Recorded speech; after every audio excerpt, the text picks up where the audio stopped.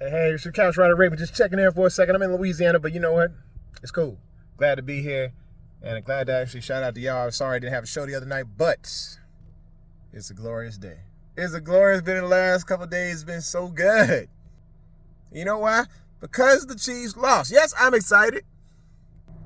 Yes, I'm basking in the victory of another team, not the Ravens, and that's okay. Because let me tell you something, them refs, they didn't have anything to do with the outcome of this game, and it was glorious.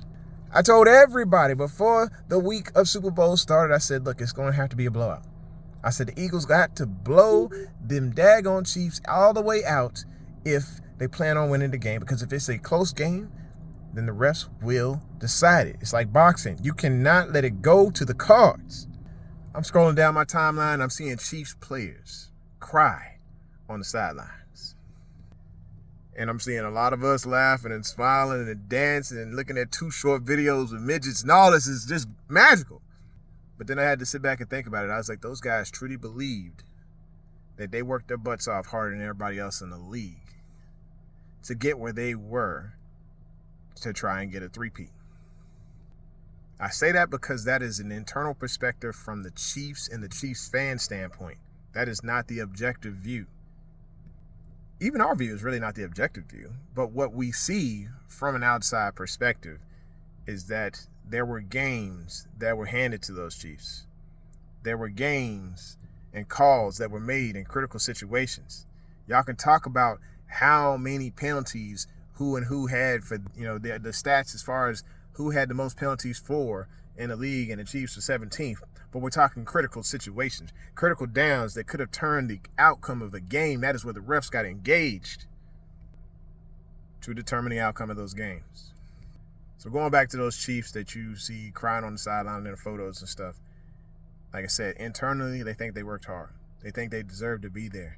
Externally, the rest of the world thinks differently. We think that, honestly, they were handed this Super Bowl appearance because there were better teams in the NFC.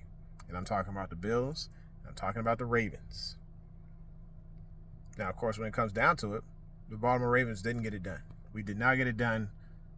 But Joshy Boy, as much as I'm not the biggest fan of some Bills fans, Joshy Boy should have been in the Super Bowl.